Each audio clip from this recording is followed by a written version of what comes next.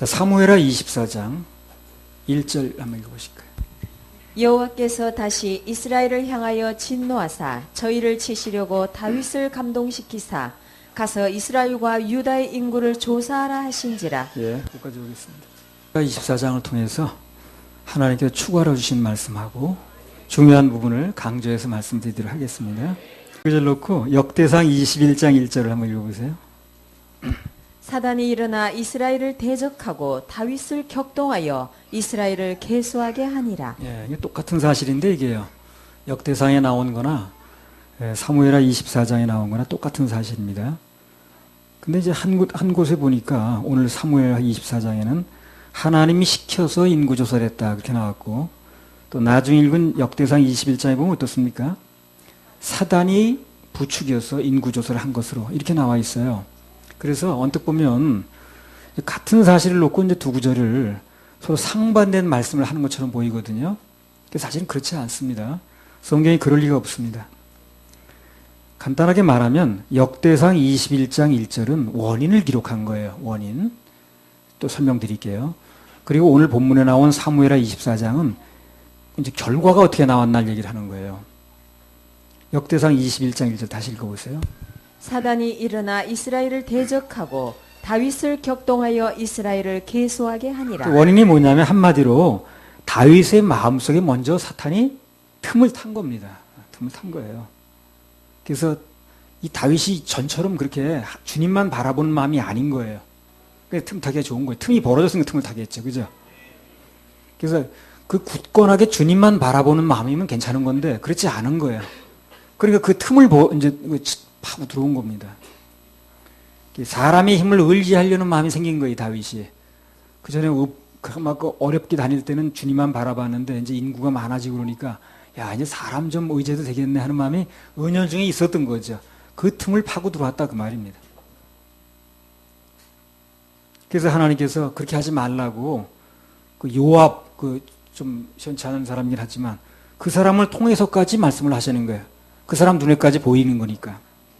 전혀 듣지를 않는 겁니다, 다윗이. 결과적으로 하나님께서 안 들으니까 강제로 뭐 그렇게 할 수는 없잖아요. 그러니까 그냥 인용했다는 게 정답입니다. 우리도 그래요. 하나님께서 한번 말씀을 하시는데 신사적으로 듣지 않고 자꾸 곁길로 나가 그러면 하나님께서 그 다음에 내버려 둡니다, 그냥. 그게 굉장히 무서운 얘기예요. 그러니까 간단히 말하면 하나님 말씀이 변한 게 아니고 다윗의 마음이 변했다는 겁니다. 우리는 보통 다윗이 범한 죄 그러면 우리아의 아내 바세바를 범하고 그 남편을 죽게 만들고 그런 걸 이제 떠올리잖아요. 근데 하나님께서 보실 때는 그거보다 심각한 게 오늘 이 문제예요. 뭐냐면 하나님을 의지하지 않고 백성들의 숫자를 세고 있더라는 거예요, 이 사람이. 그게 이제 심각한 겁니다. 믿음의 대상이 바뀐 거거든요. 하나님만 믿고 의지해야 되는데 은연중에 눈에 보이는 사람을 믿고 의지하기 시작하는 거예요. 믿음의 대상이 바뀌었다는 겁니다. 이게 하나님께 보실 때 굉장히 심각한 거예요. 그 숫자를 의지하는 거지 하나님을 의지하고 믿는 게 아니거든요. 그래서 지금 백성들의 그 숫자를 세고 있는 그 마음속에는, 다윗의 마음속에는 하나님보다는 백성들의 숫자가 더 마음에 들어오는 거예요. 야, 이 정도 숫자면 내가 다 해보지 않겠나 하는, 그게 문제라는 겁니다. 바로 그게 사무엘상 14장 6절. 그러니까 하나님께서는요, 그분만 의지하지 않고 자기 힘대로, 자기 뜻대로, 자기 판단대로 하려는 것을 굉장히 싫어하는 거예요. 그건 실패의 길이거든요. 우리는 그거 조심해야 돼요. 신앙생활에서. 늘 내가 좀 할 수 있어도, 내 생각이 어떻게 좀 돌아가도 그걸 믿지 말고 주님의 말씀을 믿어야 되고, 내 생각하고 틀려도 그래야 성공합니다. 그래야 하나님의 도우심을 입을 수가 있어요. 안 되는 사람은 자기 생각이 앞서는 거예요. 1분 앞도 못 내다보는 자기 생각. 그렇죠? 내가 늘 얘기하잖아요. 1분 앞만 내다봐도 교통사고 당하지 않아요. 다 대처할 수 있습니다. 1분 앞을 못 보는 거예요, 사람이. 그럼 영혼을 볼 수 있는 그분에게 맡기는 건 맞지 않아요? 1분 앞도 못 보는 자기를 믿고 앉았나요? 사무엘상, 그건 계산차고지. 사무엘상 14장 6절. 요나단이 자기 병기든 소년에게 이르되 이 할례 없는 자들의 부대에게로 건너가자. 여호와께서 우리를 위하여 일하실까 하노라. 여호와의 구원은 사람의 많고 적음에 달리지 아니하였느니라. 예. 분명히 여호와의 구원은 사람의 많고 적음에 달리지 않았다 그랬습니다. 이제 당시 그 다윗의 마음에는 이 말씀이 있는 게 아니야. 이 말씀이 있는 게 아니라 사람 숫자가 관심이 있는 거예요. 그래서 지금 다윗의 마음속에는 하나님이 아닌 겁니다. 백성의 숫자가 하나님인 거예요. 그 어떤 사람이 돈 세우고 있으면 어떻게 되는 거예요? 돈 믿고 앉아서. 그 돈이 하나님이 되는 거예요. 나는 돈이 하나님이다 이렇게 말해서 하나님이 되는 게 아니고 그 사람이 그걸 믿고 있으면 그게 하나님이 되는 겁니다. 내가 돈 하나님 바꿨습니다. 돈으로 이렇게 말하지 않아도. 그렇게 말하는 사람 누가 있겠어요? 그렇게 말하지 않아도 사람으로 하나님 삼았습니다. 돈으로 하나님 삼았습니다. 권력으로 하나님 삼았습니다. 이렇게 말하지 않아도 그 마음에 그걸 믿고 의뢰하고 있으면 하나님이 바뀐 거예요. 그가 지금 의뢰하고 있는 게 하나님인 거예요. 그래서 뭘 의뢰하고 있는지 그가 의뢰하고 있고 관심 쓰고 있고 마음 뺏기고 있는 게 그게 이제 바로 하나님인 것입니다. 그러면 하나님이 당신 자리 뺏기고 가만히 있겠냐고요. 맞을 일밖에 없죠. 아무튼 다윗의 마음속에 이미 하나님보다 사람 숫자를 더 의지하는 마음이 있으니까 그리고 권면을 해줘도 안 들으니까 그냥 내버려 둔 거예요. 인용한 겁니다. 로마서 1장 28절. 또한 저희가 마음에 하나님 두기를 싫어하며 하나님께서 저희를 그 상실한 마음대로 내어버려 두사 합당치 못한 일을 하게 하셨으니 하나님 두기를 싫어하니까 하나님 위주로 하려고 하지 않으니까 자기 생각대로 해보려고 하니까 어떻게 된다는 거예요? 그 상실한 마음대로 내버려 둔다는 거예요. 합당치 못한 일을 하게 내버려 둔다는 거예요. 방치한다는 거예요. 이 말씀 그대로 되는 거예요. 지금 성경 이론이 아니거든요. 그래서 하나님께서는 누군가에게 감동을 먼저 주시고 말씀을 하셨는데 듣지 않으면 어떻게 합니까? 그냥 내버려 둡니다. 그분이 인격이시라 아주 특별한 경우가 아니면 강제로 하질 않아요. 어떤 사람이 그 전에 기도할 때 그러더라고. 하나님 아버지 강권적으로 역사하여 그거 틀린 기도입니다. 하나님 강권적으로 이렇게 하지 않아요. 일단 얘기를 해도 안 들으면 내버려 두는 겁니다. 인격이 하나님이기 때문에. 그리고 강권적으로 강제적으로 하지 않아요. 말해도 안 들으면 그냥 내버려 두다니까요. 대신 책임은 당사자가 지는 거예요. 책임은 당사자가 지는 거예요. 선악과 따먹을 때도 어땠습니까? 일제 관여하지 않았죠. 어떤 사람은 그렇게 얘기하더라고. 그 선악과 따먹으면 안 된다는 걸 알면서 왜 손모가지 잡는다 그러던가? 왜 내버려 뒀냐는 거예요. 그렇게 하지 않는다니까요. 그건 절대 모르는 얘기예요. 하나님이 사람을 다루는 방법을 모르는 거예요. 이미 따먹지 말라고 먹으면 죽는다고 말씀하셨죠. 그런데 왜? 그 말대로 해야지 신사적으로. 이 사람이란 존재가 참 비신사적이더라고 보니까. 말로 할 때 들으면 되는데 꼭 못 보고 마저야 말을 들어. 그래도 또 안 들은 사람도 있고. 참 비신사적이지. 가장 좋은 것은 말로 할 때, 좋게 말할 때 들어 이럴 때. 어떤 아이가 그러더래요. 우리 엄마는 세상에서 제일 좋은 말을 한 엄마라고. 그래서 선생님이 너 엄마가 무슨 말을 하는데 이렇게 좋냐니까 우리 엄마는 또상 말끝마다 좋게 말할 때 말해. 좋게 말할 때 들어. 그런데 좋은 말 할 때 들어. 좋은 말 하는 분이라는 거예요. 하나님께서 우리를 인격적으로 다루신다는 건 알고 보면 무서운 말입니다. 그게. 그래서 뭐든지 첫 번째 감동에 순종하는 게 좋아요. 거기에 내 생각이 들어가면 그게 내 생각이 아니라 그 사단의 생각인 거예요. 자, 민수기 22장에 좋은 예가 나옵니다. 이제 이런 것들 들었으면은요, 나중에 생활에 적용을 하세요. 하나님의 감동이 왔는데 이걸 또 내가 계산하고 앉았으면 이건 결국 사단의 생각에 내가 빠져들어가는 거다, 속는 거다, 이렇게 생각을 해야 됩니다. 민수기 22장 12절 13절. 하나님이 발람에게 이르시되 너는 그들과 함께 가지도 말고 그 백성을 저주하지도 말라. 그들은 복을 받은 자니라. 발람이 아침에 일어나서 발락의 귀족들에게 이르되 너희는 너희의 땅으로 돌아가라. 내가 너희와 함께 가기를 여호와께서 허락지 아니하시느니라. 그러니까 발락이라는 사람이 발람을 불러서, 이름도 비슷합니다. 헷갈려. 발락이 발람을 불러서 이스라엘 백성들을 저주하라고 그러는 거예요. 그러니까 이제 그걸 물어봤어요. 하나님께 갈까요 말까요? 물어볼 게 뭐 있나 그거. 물어봤어요. 자우지가. 그러니까 하나님께서 뭐라고 그랬습니까? 가지 말아라. 그들은 내가 축복한 백성이니까 절대 가서 저주하면 안 된다. 가지 말라 그랬죠. 그리고 13절에 보니까 이제 거절을 했는데도 이제 좀 거절하는 태도가 시원치가 않은 거야. 예. 그러니까 민수기 22장 15절 17절에 또 읽어보세요. 발락이 다시 그들보다 아닌 건 분명히 거절을 해야 돼요. 그게 우리 신앙생활에서 나를 지키는 방법이에요. 대부분 안 되는 사람은 마음에 이중마음이 생겨가지고 거절 이거 안 되는데 하면서도 희미하게 해버려. 그래 더 달라붙는 거예요. 그게. 민수기 22장 아닌 건 딱 아니라고 해야 됩니다. 민수기 22장 15절 17절. 그 인생을 편안하게 사는 방법이에요. 발락이 다시 그들보다 더 높은 귀족들을 더 많이 보내매 그들이 발람에게로 나아가서 그에게 이르되 십볼의 아들 발락의 말씀에 청컨대 아무 곳에도 거리끼지 말고 내게로 오라. 내가 그대를 높여 크게 존귀케 하고 그대가 내게 말하는 것은 무엇이든지 시행하리니 청컨대 와서 나를 위하여 이 백성을 저주하라 하시더이다. 그래 처음부터 안 됩니다. 이것은 내가 나한테 그런 얘기 부탁할 필요 없고 나는 그런 얘기 절대 안 됐으면 딱 끊었으면 되는 건데 시원찮게 얘기를 하니까 더 많은 유혹의 조건을 가져오는 거예요. 사단이 틈을 봤는데 그게 물러날 리가 없거든. 사단의 유혹은요, 끊을 때 확실하게 끊어야지 미적거리면 더 큰 유혹이 들어옵니다. 하나님의 분명한 명령이 있었는데 발람이 자꾸 미적거리니까 사단이 더 큰 유혹거리를 가져오는 거예요. 발람의 마음을 흔드는 겁니다. 흔드니까 어떻게 하겠어요? 흔들리겠죠. 흔드니까.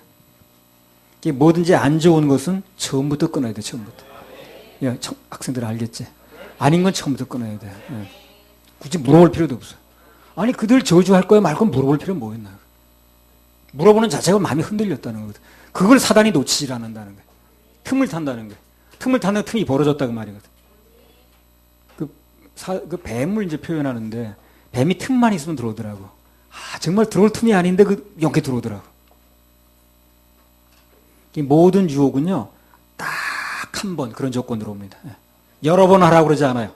그럼 처음부터 안 되니까. 딱 한 번만. 딱 한 번만. 딱 한 잔만. 요번 한 번만. 이렇게 들어와요.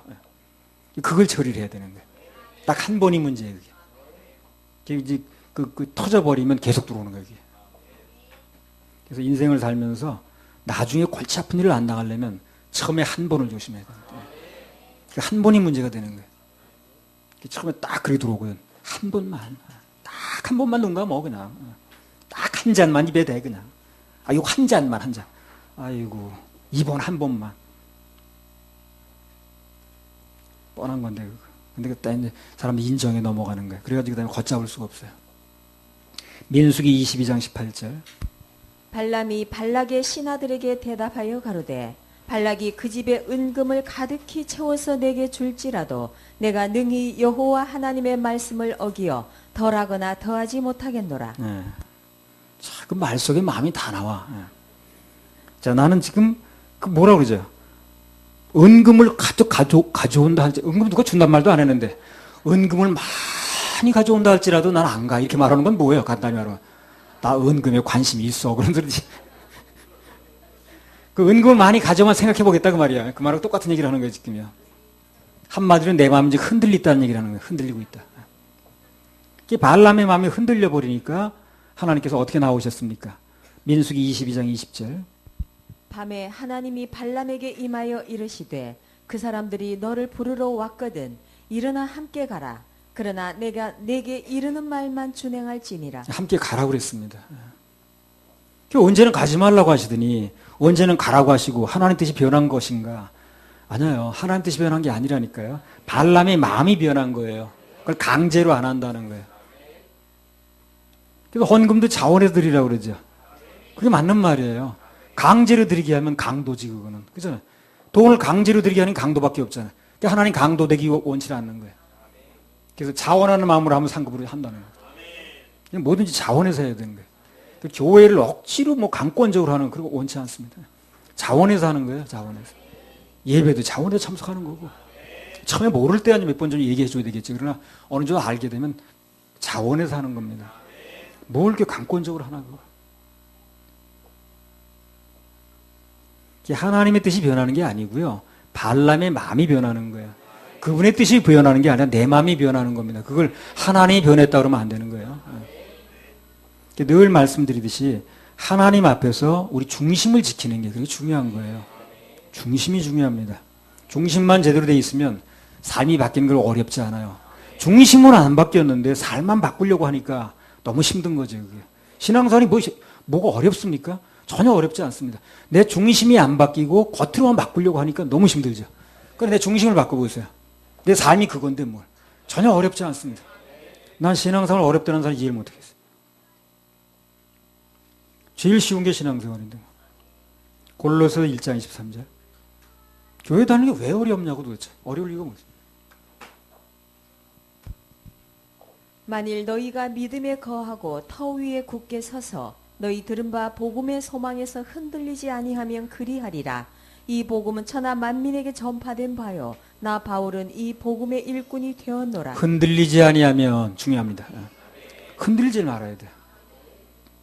이사야 26장 3절에도 심지가 견고해야 평강의 평강으로 지킨다 그러잖아.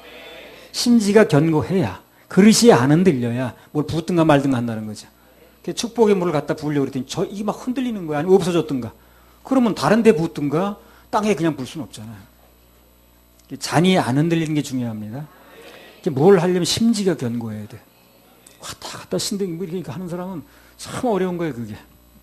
근데 집회를 오랫동안 하다 보니까 그런 이유가 있더라고. 정신없이 왔다 갔다 하는 거예요. 그럼 아무것도 이루지 못해. 뭔가 상급을 받았다는 건 그 사람은 유능해서 받는 게 아니에요. 버틴 값인 겁니다. 어려움이 있었지만 버티는 거예요. 그래서 뭐 주는 거지. 뭐 능력이 있으면 뭐 얼마나 있고 없으면 얼마나 없겠어요. 다 하나님이 하시는 건데. 누군 뭐가 있어서 하는 거예요. 그냥 버티니까 하는 거예요. 버티니까. 그냥 십몇 년 동안 뭐 지금 16년인가 17년인가 그냥 앉아 있으니까 그냥 주님이 일하시더라고. 내가 뭘 있어서 하는 게 아니에요. 뭐 여러분 보시다시피 빌립보서 4장 6절 7절. 아무것도 염려하지 말고 오직 모든 일에 기도와 간구로 너희 구할 것을 감사함으로 하나님께 아뢰라.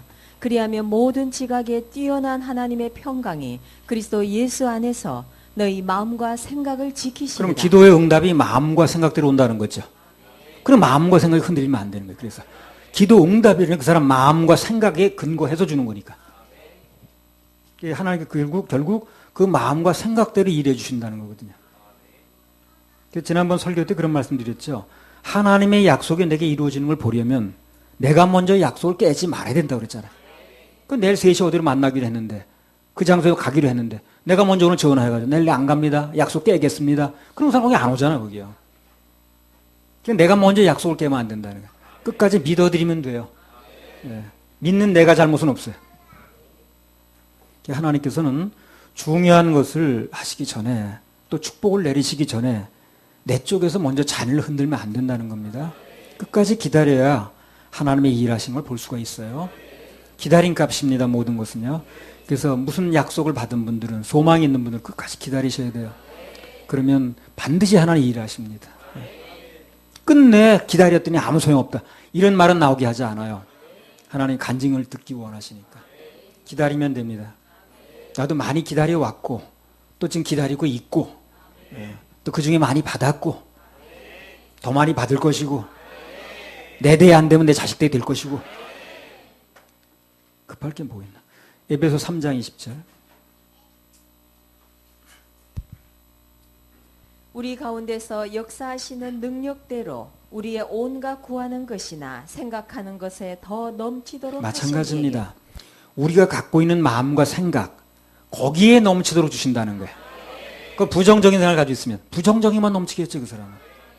걱정만 가지고 있으면 걱정만 넘치겠어요. 가지고 있는 생각이 근거하는 거니까. 그럼 뭘 가지고 있느냐 중요한 거예요. 근데 교회는 그 사람의 생각을 좋은 걸 가질 수 있도록 도와주는 거예요. 거기다 근거를 해서 주는 거니까. 그래서 오늘 다윗은 하나님 말씀을 의지해야 되는데 마음이 흔들려 버리니까 결국 안 좋은 일이 벌어지는 거예요. 단순히 인구조사를 했다고 하나님 징계해 온 게 아니고 그러면 죽은 사람 맨날 징계받아야 되게 그럼 그 통계청에 있으니까 그게 아니고 하나님을 믿는 마음에서 흔들린 게 문제라니까. 인구조사 한 자체가 문제가 아니고 아니 통계청에서 맨날 인구조사 한다는데 그러면 벌 받아야 되나 그럼? 흔들리지 맙시다. 그게 중요합니다. 신명기 17장 16절.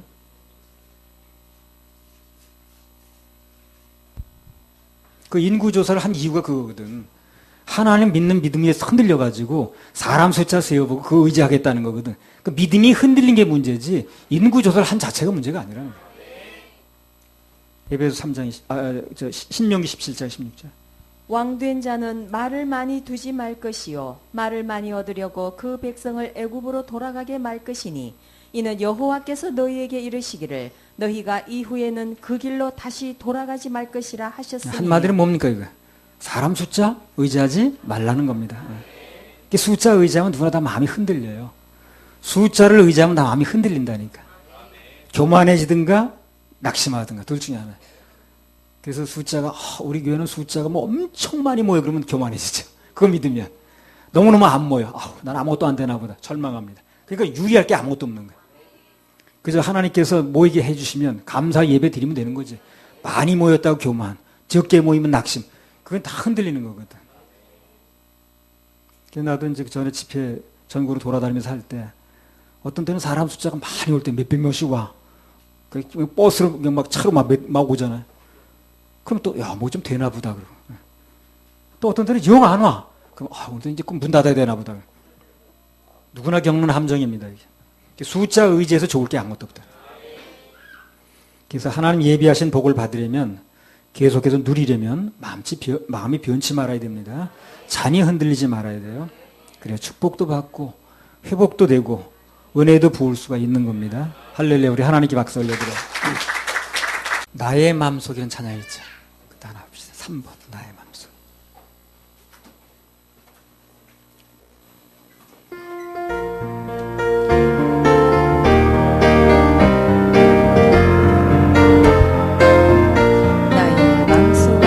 나의 마음속에 주님만 모셔놓고 나의 정성을 다하여 나의 정성을 주를 섬기니 주를 섬기니 나 기쁠 때나 나 기쁠 때나 또 슬플 때나 주의 오직 한맘 주기에 한평생 주만 찬송하며 살리라. 찬송하며 살 주는 나의 큰 능력 주는 나의 큰 주는 나의 큰 능력 소망 주는 나의 내가 큰 항상 소망 영원히 내가 항상 주님만을 섬기리. 주님만을 섬기리 항상 나 함께 계셔서 항상 나 함께 계셔서 떠나지 떠나지 마옵소서. 마옵소서 주를 섬기는 내 정성 주를 섬기는 내 하두옵소서. 하두옵소서 나 기쁠 나 기쁠 때나 또 때늘 슬플 때나 늘 주의 오직 한맘 주 나 위에 한평생 한평생 주님을 찬송하며 살고 찬송하며 살고 주는 나의 큰 주는 나의 큰 주는 나의 큰 소망 주는 나의 큰 내가 소망 영원히 내가 항상 주님만을 영원히 섬기리. 주님만을 섬기리 주만 섬기고 사는 것 주만 섬기고 사는 더없는 기쁨이 주가 내 기쁨이요 안에 계셔서 주가 내 안에 계셔서 동거하니 나 기쁠 때나 또 슬플 때나 오직 한맘 주기 한평생 주만 모시고 한평생 주만 찬송하며 살리라. 찬송하며 살 주는 나의 큰 능력 주는 나의 큰 주는 나의 큰 능력 소망 주는 나의 큰 내가 소망 영원히 내가 항상 주님만을 영원히 주님만을 섬기리 주님만을 섬기리 사무엘하 24장 2절에서 4절 왕이 이에 그 곁에 있는 군대 장관 요압에게 이르되 너는 이스라엘 모든 지파 가운데로 다니며 단에서부터 부엘세바까지 인구를 조사하여 그 도수를 내게 알게 하라. 요압이 왕께 고하되 이 백성은 얼마든지 왕의 하나님 여호와께서 100배나 더하게 하사 내 주 왕의 눈으로 보게 하시기를 원하나이다. 그런데 내 주 왕은 어찌하여 이런 일을 기뻐하시나이까 하되 왕의 명령이 요압과 군대 장관들을 재촉한지라. 요압과 장관들이 이스라엘 인구를 조사하려고 왕의 앞에서 물러나서 요압이나 이제 신하들이 볼 때 이 다윗식만 하는 걸 보니까 이제 아닌 거예요. 이게 뭔가 아니다 싶은 겁니다. 그래서 이제 만류하는 거예요. 이거 왕이 지금 하나님만 의뢰하는 것 같지 않습니다. 지금. 이제 여기서 이제 우리가 뭘 볼 수 있냐면 참 다윗같이 그 믿음이 참 그 하나님 마음하고 합했다는 사람도 천하의 다윗도 이렇게 마음이 흔들릴 때가 있다는 거예요. 그러니까 우리는 불완전한 나를 믿지 말고 하나님만 바라봐야 됩니다. 나를 믿을 게 못 돼요. 언제든 변할 수 있는 게 납니다. 자기를 믿을 게 못 돼요. 참 믿을 게 못 되죠, 그죠? 믿을 게 못 됩니다. 특히 남자들은 여자분들보다 마음 관리 신경을 더 써야 됩니다. 전에 고속도로 휴게소에서 가다 보니까 무슨 노래가 나왔냐면 여자의 마음은 갈대랍니다. 그런 노래가 나오더라고요. 근데 사실 따지고 들어가면요, 여자의 마음이 갈대가 아니에요. 남자의 마음이 갈대입니다. 성경에 보세요. 여자의 마음이 흔들린 경우 있습니까? 거의 없습니다. 다 남자들의 마음이 흔들렸습니다. 주일 예배 때 이제 다다음 주부터 11개 사무엘 가지고 다음 주에 한 번 더 하고 그 다음 주부터 이제 11개 상하를 할 텐데 거기 한번 보세요. 전부 흔들리는 거 왕들이 흔들립니다. 남자의 마음이 흔들렸지 여자의 마음이 흔들린 경우는 없어요. 찾아보기 힘들어요. 옛날 누가 결혼식 때 줄에 서면서 그러더라고요. 남자는 하늘이라고. 하늘이라는 게 그게 이제 변덕스럽다고 말이에요. 하늘이 원래 그렇잖아요. 비 왔다 천둥 쳤다 금방 맑았다가 그냥 정신없잖아 그냥. 되게 높다는 뜻이 아니라고. 신랑이 아주 좋다고 웃던데 그게 웃을 일이야. 변덕스럽다고 말이에요. 하늘이 원래 그래요. 금방 햇빛 났다가 금방 천둥 쳤다가 그냥 비 왔다가 소나기 왔다 그냥. 룻이라든가 라합이라든가 에스더라든가 리브가라든가 브리스길라든가 여자들 많이 나오죠. 전부 꿋꿋했습니다. 여자가 변질됐다라든가 여자가 어쨌다는 얘기는 성경에 난 잘 모르겠어요. 하여튼 악을 행할 때든지 선을 행할 때든지 여자들은 일편단심이야. 그 이세벨 같은 여자 보세요. 악을 행하는데 얼마나 일편단심인가. 참 그런 일편단심도. 저 끝에 가서 변할 만도 한데 그 끝까지 악하게 놀다 죽더라고요. 그 열왕기에 하인가 나오는 그 열왕 아달랴. 그 여자 자기 왕 되겠다고 손자까지 다 죽이죠. 손자까지. 그런 여자가 있더라고요. 그 열왕기하 11장 1절 한번 읽어보세요. 그 11장, 열왕기하 11장. 나중에 열왕기 할 때 다 나와 이런 얘기가. 그리고 5년이나 걸리는 거예요. 다 얘기하려다 보니까. 빨리 해도. 이런 얘기를 다 하려다 보니까. 아하시아의 모친 아달랴가 그 아들의 죽은 것을 보고 일어나 왕의 씨를 진멸하여 아들의 씨니까 누구예요 지금요? 자기 손자예요. 다 죽이는 거예요 그냥. 그리고 자기 왕 되겠다고. 여자가 대단하지. 그래서 여자가 한을 품으면 온유월이 소리가 내린다고 그러잖아요. 잘 안 변한다 그 말이니까요. 온유월이 소리가 왜 내려? 온유월에도 안 변했다 그 말이지. 그 차가운 마음이. 칼 갈고 있는 마음이. 그 여자들도 잘해주시기 바랍니다. 칼 갈게 만들지 말고. 잘해주셔요. 예수님 십자가 달리실 때도 큰 소리 치던 제자들 다 도망갔지. 누구냐고 누가 도망가냐고 그러던 사람들 다 도망갔잖아요. 근데 끝까지 쫓아간 사람들이 누굽니까? 다 여자들이에요. 다 여자들입니다. 남자도 한 명 있긴 하네. 한 명 있어요, 남자도. 마가복음 14장 51절. 쫓아간 사람이 한 명 있긴 있어요. 남자도. 한 청년이 벗은 몸에 배 혼니부를 두르고 예수를 따라오다가 무리에게 잡히네. 이게 누굽니까? 마가예요, 마가. 예. 마가가 청년이었거든, 당시에. 기백이 있는 거야. 나 쫓아간다, 나는. 가다 들켰어. 그래, 걸음만 날 살려라고 그냥 옷 벗은 채로 그냥 도망갔어. 요한복음 19장 25절. 참 남자는 굉장히 약해요. 여자들이 도와줘야 됩니다. 그 흔들리지 않은 굳건함으로 그 남자를 도와줘야 돼요. 남자 굉장히 잘 흔들립니다. 엄청나게 잘 흔들려. 그 전에도 지방에서 목회할 때 무슨 일이 있으니까 그 남자들은 그냥 흔들리더라고. 여자가 막 흔들어 대는 대로 흔들리더라고. 세상에 약한 게 남자들이더라고. 힘도 전혀 못 써. 그래서 나는 남자들이 시험 든 건 그리 겁이 안 나요. 부인들이 시험 들면 난 겁이 나. 야, 부인들만 안 흔들리면 괜찮아요. 그러면 남자 다 살려낼 수 있습니다. 남자들은 다 듣게 돼 있어요, 결국은.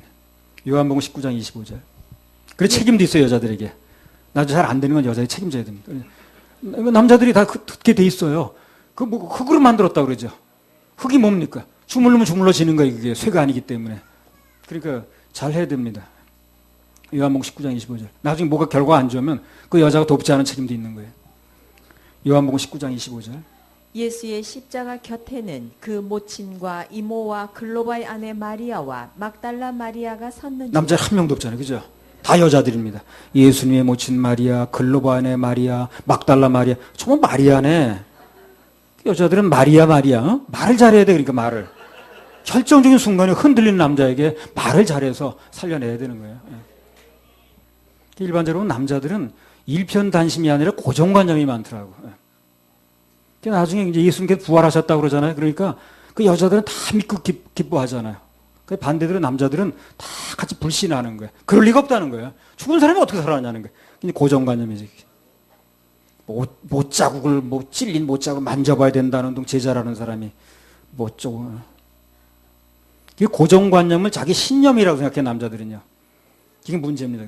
그게 고정관념일 뿐인데 그걸 자기 신념이라고 생각을 해. 확신이 아니라 그 쓸데없는 고집인데. 그래서 아무튼 남자의 마음은 갈대니까요. 여자분들이 잘 도와주셔야 됩니다.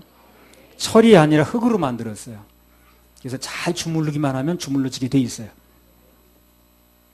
그리고 원래 만날 때 좀 잘 주물러지는 남자를 만나요.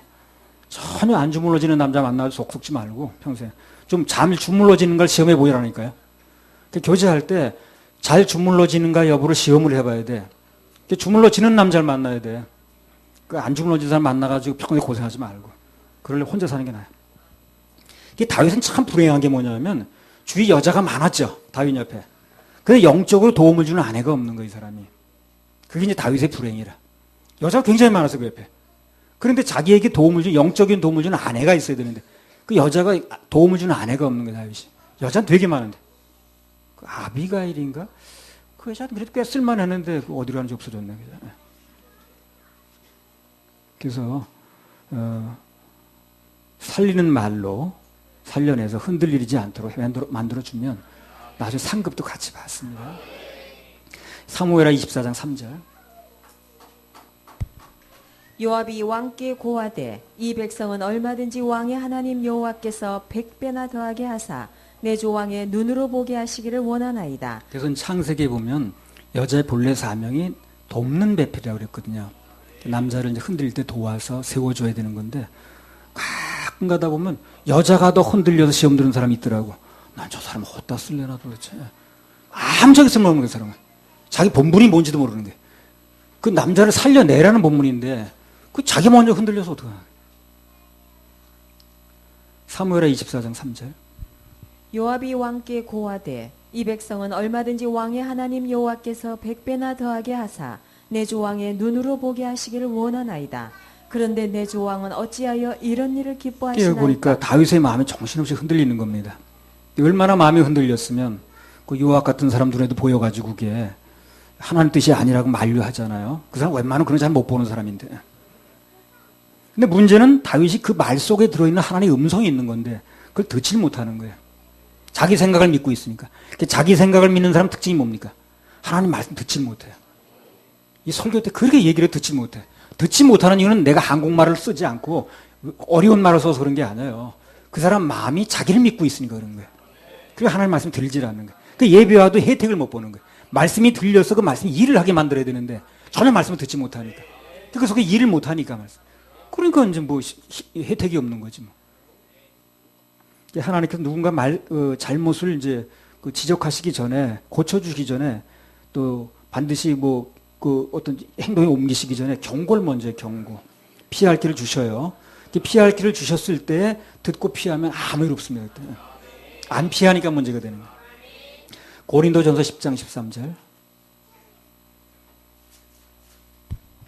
사람이 감당할 시험 밖에는 너희에게 당한 것이 없나니 오직 하나님은 미쁘사 너희가 감당치 못할 시험 당함을 허락지 아니하시고 시험 당할 즈음에 또한 피할 길을 내사 너희로 능히 감당하게 하시느니라. 예. 하나님께서는 시험 당할 즈음에 꼭 피할 길을 주세요. 그 피할 길을 주시는 방법 중에 하나가 뭐냐면 누군가 사람을 통해서 구원면하는 방법으로 하실 때가 많다는 거예요. 그리고 뭐 자연 현상을 통해서도 하시긴 합니다만 제일 좋은 게 뭐냐면 누군가 사람을 통해서 영적인 리더라든가 또 이런 앞서가는 사람을 통해서 구원면을 해주는 거예요. 피할 길을 주는 거죠. 그래서 그걸 하나님 뜻을 알고 겸손하게 받는 사람은 살 길이 열리는 거예요. 다윗은 그 매맞을 때가 되니까 아무리 말을 해줘도 안 듣는 거예요, 이 사람이. 들려야 사는데 안 들리니까 문제입니다. 그래서 잘못된 길을 가고 있다 할지라도 들으면 살아요. 귀만 열리면 사는 거예요. 그 사람이 죽는 건 귀가 닫혀서 그래. 귀만 열고 있으면 하나님 말씀 귀만 기울이면 잘못된 길을 가다가도 살 수 있어요. 돌이키면 되는 거니까. 하나님의 음성이 들려서 돌아오면 되는 거거든요. 제대로 듣기만 하면 엄청난 변화가 옵니다. 경상도 말로 안 듣기면 죽는 거예요. 서울에서 이제 부산으로 전학을 왔어요. 근데 그 아이 이름이 안 듣기예요, 안 듣기. 선생님이 물어봤어. 네 이름이 뭐냐? 안 듣기요. 야, 안 듣기? 뭘 안 듣겨? 들으니까 네가 대답하는 거냐, 지금. 네 이름이 뭐냐니까. 안 듣기요. 이름 들으면서 뭘 안 듣는 거야, 지금. 나중에 열받은 선생한테 예배당 종치듯이 얻어맞았다나 뭐나. 자우장 듣겨야 되는 거예요, 듣겨야 되는 거예요. 안 듣기니까 문제인 거예요. 하나님의 음성을 잘 들으면 마음을 열어야 돼요. 마음을 안 열면 아무리 얘기도 안 듣기는 거야. 장독 뚜껑을 열어야 뭐가 들어가든가 말든가 하지. 매사에 하나님 섭리를 인정할 줄도 알아야 되고 마음을 열면 언제든지 하나님 말씀으로 존재하시기 때문에 말씀을 통해서 역사하시기 때문에 말씀으로 그 존재를 나타내시기 때문에 항상 말씀하십니다. 오늘도 말씀하세요. 내가 마음을 안 여니까 그 말씀 들어가지 않는 거예요. 마음만 열면 언제든지 하나님 거기에 맞게 딱 맞는 맞춤복으로 말씀해 주세요.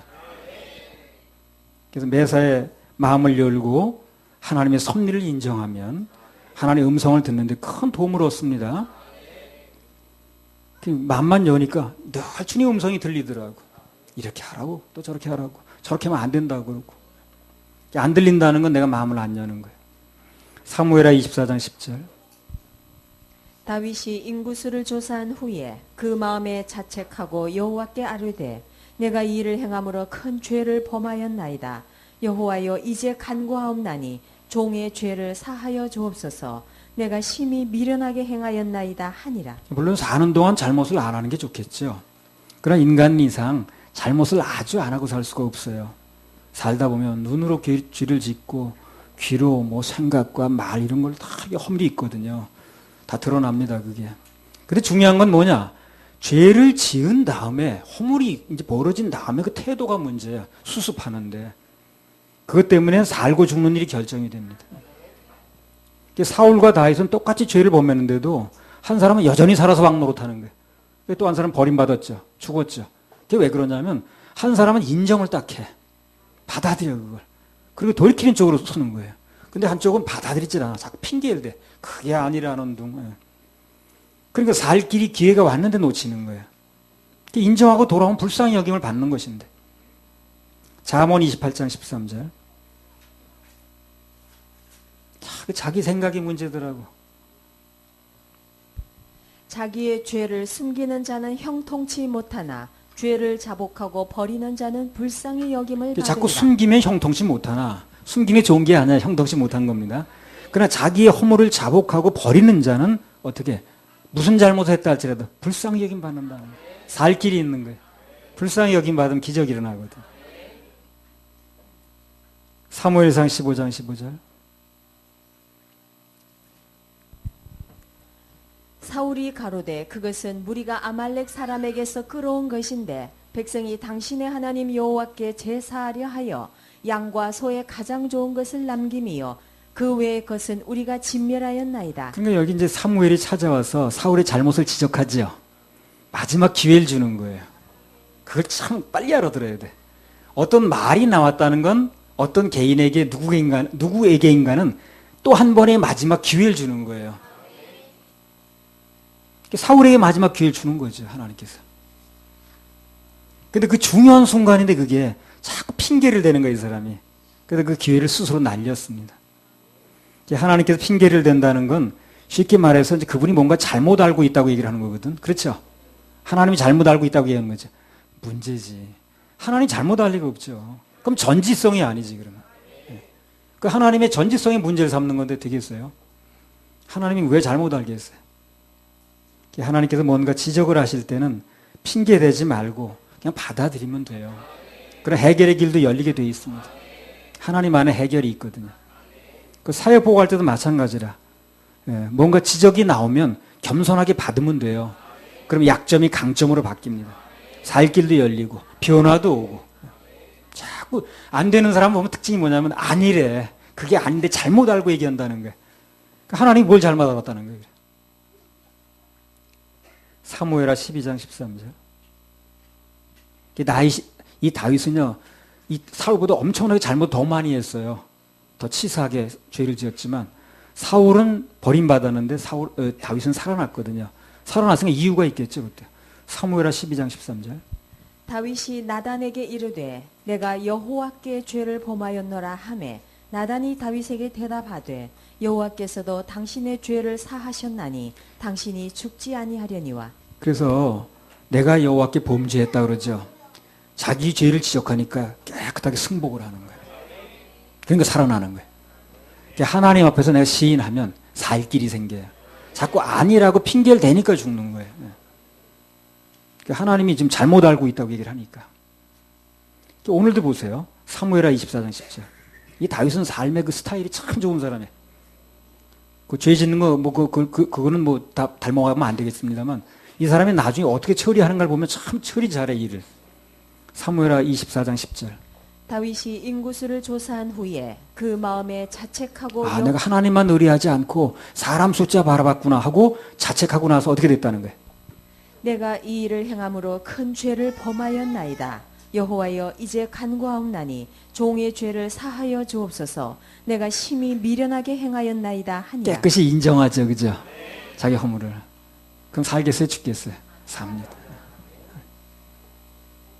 그래서 다윗처럼 하나님의 처분을 겸손하게 인정하고 자기 허물로 돌리고 돌이키는 마음을 가지면 그럼 그 다음에 어떻게 되는가? 사무엘하 24장 16절. 천사가 예루살렘을 향하여 그 손을 들어 멸하려 하더니 여호와께서 이 재앙 내림을 뉘우치사 백성을 멸하는 천사에게 이르되 족하다 이제는 내 손을 거두라 하시는 때에 여호와의 사자가 여부수 사람 아라오나의 타작마당 옆에 서 있는지라. 그러니까 다윗이 솔직하게 인정하고 돌이키니까 하나님께서 재앙 내리심을 후회했다는 거예요. 부활이 꼭 무덤에서 부활만 부활이 아니에요. 잘못하고 실패했을 때 그때 다시 한번 기회를 주는 것도 부활이라. 다시 사는 거거든, 그것도. 하나님께를 피하면 다시 사는 역사가 있습니다. 부활돼요. 부활됩니다. 그래서 사람과 하나님 쪽에서 어느 것을 선택할 것인가 갈등이 일어날 때는 과감하게 하나님 쪽에 쓰시기 바랍니다. 매를 만나는 있더라도 하나님 쪽에 서세요. 그리고 그분은 징계를 할지언정 절대로 죽게 하지 않습니다. 이 세상에 어느 부모가 자식 죽이려고 일 꾸미는 부모는 없어요. 그렇죠? 어떤 부모도 다 자식 잘 되려고 하는 거지 결국 결론적으로 자식을 죽이려고 일 꾸미는 부모는 없다는 거예요. 정상적이라면. 이 세상의 부모 마음 다 같은 마음. 아들, 딸이 잘 되라고 행복하라고. 지난번 바울이라는 영화 여러분 보셨잖아요. 그 로마 장군이 어떻습니까? 기독교인이라면 아주 싫어하죠. 그래도 나중에 자기 딸이 죽게 되니까 어떻게 해요? 누가를 그 의사를 불러들이잖아요. 근데 그걸 보면서 이 세상 부모 마음은 다 같다. 어떻게 그 딸이 죽어가니까 자기가 싫어하고 그걸 우선에 두지 않는 거예요. 어쨌든 딸이 사는 쪽으로 결정을 하는 거예요. 자기 싫지만 들어오라고 그러잖아요. 들어와가지고 우리 딸 고쳐달라고 그러잖아요. 자기는 너무 싫지만 그 딸이 죽는다는데 못하겠어요. 결론적으로 그 사람도 나중에 믿는 쪽으로 돌아선 것 같더라고요. 그걸 보면서 그래 뭐 로마 사람이든 한국 사람이든 자식에 대한 마음은 똑같다. 부모 마음은 똑같다. 그 하나님 마음은 어떨까요? 똑같아. 여호와께서 이 재앙 내림을 뉘우치사 백성을 멸하는 천사에게 이르시되 족하다. 이제는 내 손을 거두라 하시니. 다윗에게 징계를 해놓고 보니까요. 하나님이 후회가 되는 거예요. 안쓰러운 거죠. 우리 하나님이 연민이 많으십니다. 참 연민이 많으십니다. 나도 이제 목회를 하다 보면 누군가를 지적할 때가 있거든요. 또 야단을 칠 때도 있고, 뭐 물론 잘못된 길을 나가니까 그렇게 하겠죠. 그러면 후회될 때가 많아. 그러니까 맞는 말을 해준 거긴 하지만 조금 더 순화해서 좀 덜 아프게 말할 걸 하고 생각하는 때가 많거든요. 아무튼 하나님께서는 긍휼과 연민이 많으신 분이니까 어느 쪽이 좋을 것인가 라고 갈등이 일어날 때는 하나님 쪽에 서세요. 그분 말씀을 듣는 쪽으로 결정하시기 바랍니다. 그럼 반드시 살 길이 열려요. 또 같은 맥락에서 무슨 안 좋은 일이 또 현실 속에서 일어나도 너무 절망하지 마세요. 낙심하지도 마시고 하나님 선택하고 그분 바라보면 희망이 있습니다. 그분에겐 능치 못한 게 없어요. 내게 문제지, 내게 복잡한 문제고 내게 여리고성이지 그분 앞에서는 복잡한 게 아니에요. 여리고성 그냥 무너졌습니다. 사막에서 생수가 터졌습니다. 굽은 길은 펴졌습니다. 홍해바다 갈라졌습니다. 전에 어떤 사업가가 그 사람 뭐 연세대학교 교수라는데 사업을 한다 그러더라고요. 방송에 나와 특강을 하는데 그런 얘기를 했어요. 사업은 무엇이 사업이냐? 한 번쯤 망해보는 게 사업이래. 그래야 거기서 진짜 사업이 뭔가를 알게 된다는 거예요. 계속 잘 되기만 하면 그건 장난이지 사업이 아니래. 우리 인생도 한 번쯤은 실패도 해보고 쓰라림을 맛봐야 그래야 하나님도 찾게 되고 또 결국 그것을 근거로 풍성한 열매도 맺게 됩니다.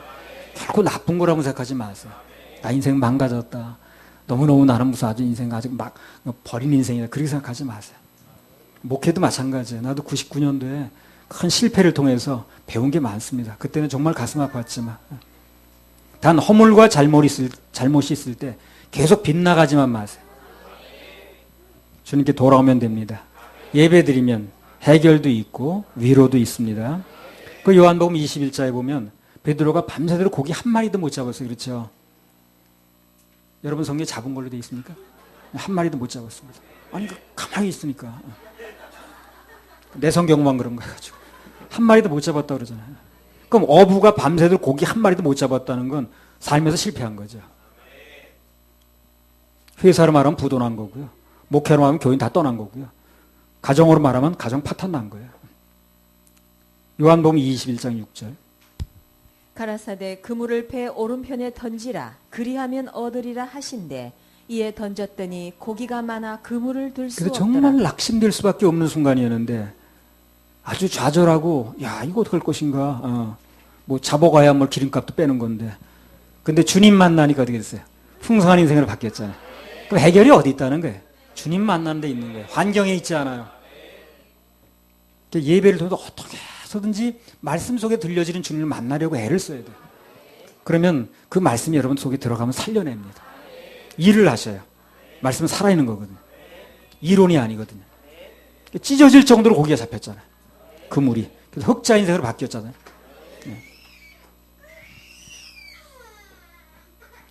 그래서 인간적으로 실패를 해서 모든 것을 맡길 수밖에 없는 형편이 됐다. 그럼 그게 나쁜 게 아니에요. 오히려 전화의 복입니다. 실패를 했어서 그대로 실패를 끝나면 몰라도 그걸 통해서 나는 하나님도 의뢰하게 됐다. 하나님도 만나게 됐다. 하나님도 찾게 됐다. 그럼 실패한 게 아니에요, 그게. 오늘 제자들도 자기 힘으로 고기 잡는 거 실패했거든. 그러니까 결국 주님 말씀을 의지할 수밖에 없게 된 거예요. 안 그러면 그렇게 믿지 않죠. 보아니, 당신은 목수라면요. 난 어부인데, 내가 어부가 못 잡는데, 내가 고기 다니는 길도 잘 아는데 내가 못 잡았는데, 뭘 목수가 와서 어디 던져라 합니까? 라고 말할 수 있지만, 그는 워낙 못 잡으니까, 고기를. 그러니까 한번 믿을 수밖에 없는 거예요. 그래서 워낙 환경이 안 좋아서 하나님 말씀을 믿을 수밖에 없는 형편이 됐다는 거. 이거는 오히려 전화위복이라는 거예요. 그래서 실패를 했다 할지라도 그게 중요한 게 아니고 예배에 나와서 주님 만나면 돼요. 주님께서 뭐라고 말씀하시는가 들으면 됩니다. 그걸 믿으면 그 말씀이 역사를 해요.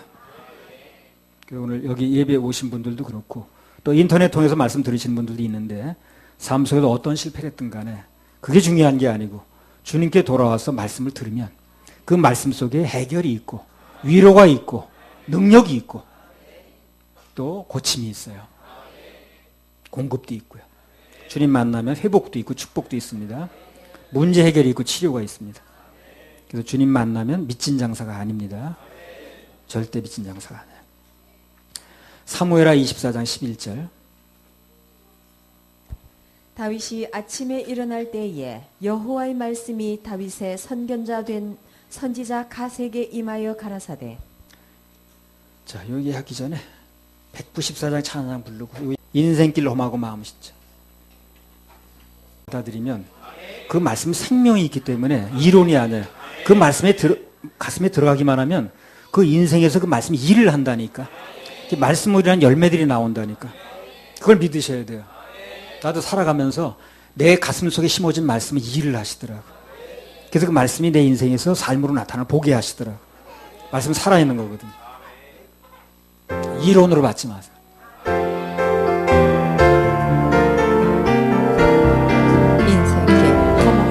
인생길 험하고 마음 지쳐 살아갈 없어질 너 홀로 앉아서 낙심치 말고 예수님 부르러 나오시. 예수님 나의 믿음 소망 사랑 십자가 보혈 자비의 손길로 상처 입은 너를 고치시니 평생의 모든 꿈 허물어져 세상의 친구 다 떠나는데 어둠에 앉아서 울지만 말고 예수님 품으로 나오시니 예수님 나의 생명 믿음 소망 사랑 되신 십자가 보혈 자비의 손길로 상처 입은 너를 고치시니 어두운 밤 지나면 새날로 겨울이 가면 봄이 오니 이 세상 슬픔 지나고 나면 광명한 새날이 다가오네. 예수님 나의 생명 믿음 소망 사랑 되신 십자가 보혈 자비의 손길로 상처 입은 너를 고치시리. 아멘. 상처 입은 너를 고치시리. 말씀을 마음에 두니까 그 말씀이 내 인생에서 일하는 걸 보겠더라. 신기하더라. 그 말씀은 어쩌면 그대로 되는지. 사무엘하 24장 11절. 다윗이 아침에 일어날 때에 여호와의 말씀이 다윗의 선견자 된 선지자 갓에게 임하여 가라사대. 24장 18절. 이날에 갓이 다윗에게 이르러 고하되 올라가서 여부수 사람 아라우나의 타작마당에서 여호와를 위하여 단을 쌓으소서 하매. 자, 여기 보면 다윗이 인생의 고비를 겪을 때마다 하나님 말씀이 어디에? 선견자 갓이라는 사람한테 임하는 거예요. 그리고 그 말씀이 다윗에게 전해지는 거예요. 그 사람이 와서 전해주는 하나님 말씀이 이렇다고. 그러니까 영적으로 말씀을 전해줄 수 있는 개인적인 멘토가 있다는 건 아주 중요한 거예요. 굉장히 중요한 겁니다. 귀하게 여겨야 돼요. 그러니까 다윗이 어떤 겪을 고난이 있을 때마다 고비가 있을 때마다 말씀이 임하는 거예요. 갓이라는 사람한테. 그때마다 와서 얘기를 해주는 거예요. 그게 다윗이 움직일 수 있는 거죠. 말을 들었으니까. 그러니까 인생의 고비를 겪을 때마다 하나님 말씀이 그 선견자에게 임했는데 그 말씀이 전해졌는데 그러니까 영적으로 내게 말씀을 전해줄 수 있는 멘토가 있다는 건 아주 중요하다는 거죠. 그래서 내가 살면서 저 사람 말이라면 내가 듣겠다 하는 사람이 하나 있으면 좋은 거예요. 참 좋은 거예요. 그게. 저 사람 말이라면 내가 듣겠다. 다윗은 일생 동안 하나님 앞에서 뭐 잘못한 것도 많이 있었지만 그러나 참 다행인 건 뭐냐면 자기가 하나님 앞에서 잘못된 일이 있을 때마다 그때마다 자기를 꾸짖고 책망할 수 있는 멘토가 있었다는 거예요. 옆에. 그게 중요한 거예요. 그게 없는 사람은 답답한 거예요. 잘못을 안 하고 살 수가 없거든요. 잘못이 있을 때마다 그것을 어떻게 하라고 어떻게 벗어나라고 하나님 말씀을 받아서 전달해 줄 수 있는 멘토가 있다는 건 참 중요하다는 거예요. 다윗은 그게 있는 거예요, 지금 옆에. 자기를 책망해주고 꾸짖어줄 수 있는 선생들이 주위에 있었다는 거예요. 이게 다윗의 행복인 거예요. 그래서 그 사람은 잘못을 해도 영원히 버림받지 않는 거예요. 그 사람 통해 들려주는 말을 내가 들으면 되는 거예요. 다윗 주위에는 늘 뭐 가시라든가 또 나단 같은 사람, 그죠? 나단. 그 영적 멘토들이 있는 거예요. 그게 행복이라. 그리고 더 중요한 건 뭡니까? 그 사람들이 말을 해주면 듣는 거야, 다윗이. 들어야 되거든요. 그 아무리 얘기해주면 뭐합니까? 안 들으면 소용없는 거지. 영적인 멘토들이 있는 게 중요하고 더 중요한 건 그를 통해서 들려지는 말씀을 들어줘야 된다는 거예요. 들어줘야죠. 안 들으면 아무 소용이 없잖아. 아무리 훌륭한 선생이 옆에 있어도 그 말을 듣지 않으면 아무 소용이 없죠. 뭔가 제대로 되려면 나를 기준해서 나를 가르쳐주는 바울이 필요해요. 그리고 내가 도와주는 디모데도 필요하고. 그게 정상적인 패턴이라. 어떤 사람은 선생은 등한시하고 가리키겠다 나오는 사람이 있죠. 가리키겠다고만 나오는 사람. 바쁘게 돌아다니자. 그 머지않은 미천 나옵니다. 내게 공급해주는 선생이 있어야 돼. 그리고 내가 받아서 또 해줘야 되는 거예요. 근데 공급받는 건 등한시하고 그리고 자꾸 갖다 퍼주는 것만 하게 되면 곧 바닥나겠죠. 물건을 받아와야 팔지. 받아오지도 창고에 쌓인 것만 하면 언제 바닥나잖아. 사울도 하나님께서 훌륭한 영적 멘토를 붙여주셨어요. 누굽니까? 사무엘. 훌륭한 영적 멘토를 붙여준 거예요. 근데 그 사무엘을 통해서 말씀이 들려질 때마다 이 사울은 듣질 않아. 그게 아니라는 둥 뭐 해가면서. 그 소용없는 거야. 아무리 좋은 멘토를 붙여줬는데 덕을 못 보는 거야, 그 멘토에. 듣질 않으니까. 그 사무엘이 얼마나 훌륭한 멘토입니까? 그렇죠? 그 붙여줬잖아요. 하나님이 사울을 사랑하지 않은 게 아니에요. 그 사무엘이라는 훌륭한 멘토를 붙여준 거예요. 때마다 가서 얘기를 해주잖아요. 이렇게 해라 저렇게 해라. 근데 듣질 않는 거예요, 이 사람이. 그 소용없는 거지. 아무 덕을 못 보는 거지. 아무리 좋은 멘토가 있어도 마음을 열고 들어야 효과가 나는 거예요. 뭐가 되는 사람은 잘 듣고 안 되는 사람은 듣질 못하고 딱 그 차이입니다. 딱 차이는 그거예요. 듣느냐 못 듣느냐 그 차이예요. 들으면 말도 나오게 돼 있어요. 그래서 우리는 인생에서 가장 큰 영적 멘토이신 주님, 그분의 말씀을 들어야 됩니다. 그래야 빛이 나요. 근데 그분의 말씀이 성경 말씀이 기록이 돼 있고 그걸 또 사람을 통해 누군가를 통해 전달을 하신다는 거예요. 아무리 좋은 얘기를 해줘도 마음에 들이지 않으면 아무 소용이 없습니다. 다시 한번 강조하면 우리 인생의 마음을 열고 잘 듣기만 해도 엄청난 변화가 나타납니다. 역사가 나타나요. 예배 때마다 마음만 여세요. 그럼 뭔가 하나님께서 말씀을 들려주실 겁니다. 그리고 길이 제시될 거예요. 그러면 그 말씀을 겸손한 마음으로 받아들이면 가장 안전한 길을 선택한 겁니다. 할렐루야. 우리 하나님께 박수 올려드립니다. 에바다 찬양 부르고 마치겠습니다. 17번.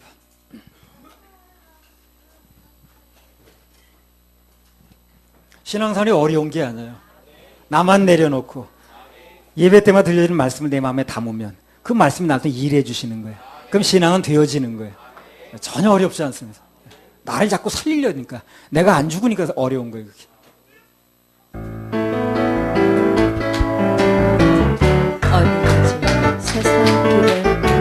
어두워진 세상 주님 없이 걸어가 나의 영혼 어두워졌네.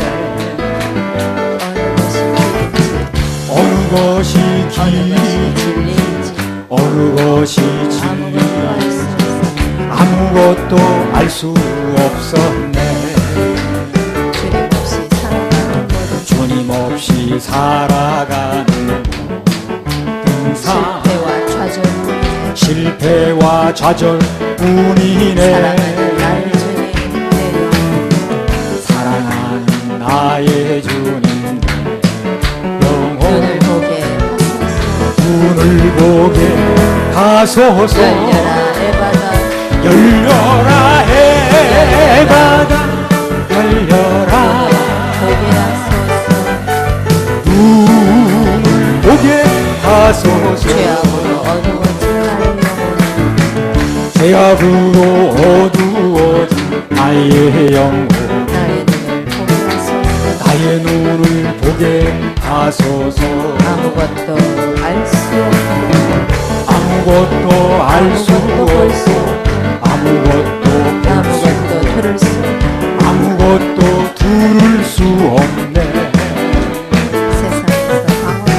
세상에서 방황한 이리저리 해 사랑하는 주님 만났네. 아멘.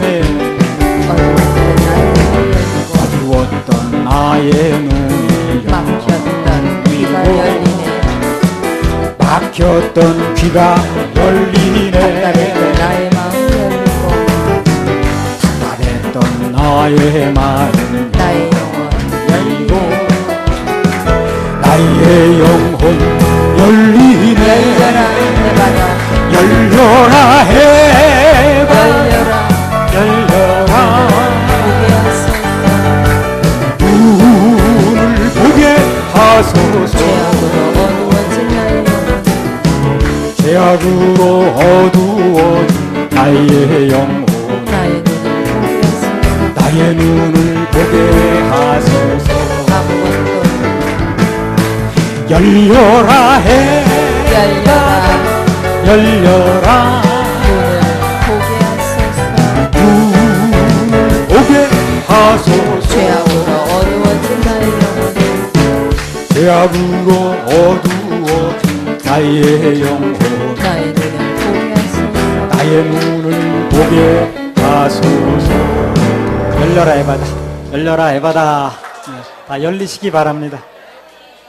말씀의 은혜를 다 입으시기 바랍니다. 혜택을 보셔야 됩니다. 예배 참석에서 말씀의 혜택을 봐야 됩니다.